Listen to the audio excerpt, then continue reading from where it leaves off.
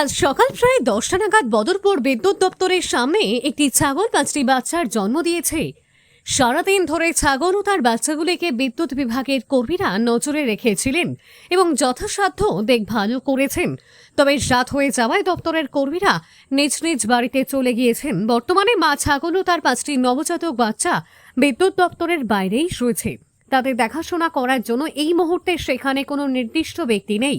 ফলে রাতের অন্ধকারে রাস্তার পাশে থাকা নবজাতক বাচ্চাগুলোর নিরাপত্তা নিয়ে উদ্বেগ দেখা দিয়েছে।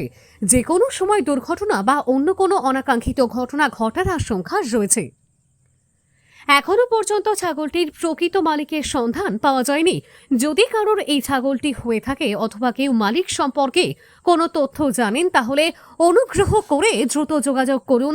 মালিকের সন্ধান মিললে মা ছাগল ও তার 5টি বাচ্চাকে নিরাপদ স্থানে নিয়ে যাওয়া সম্ভব হবে।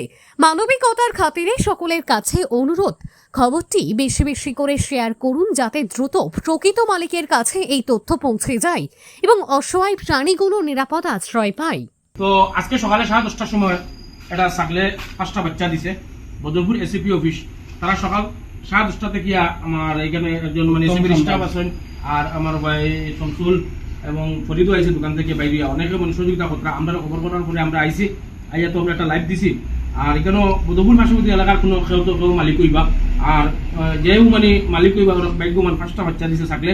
খুব কম আমরা শুনি মানে যে 5টা বাচ্চা ছাগলে দেয়, কিন্তু এটা দেখা যায় 5টা অনেক সুন্দর সুন্দর বাচ্চাগুলা।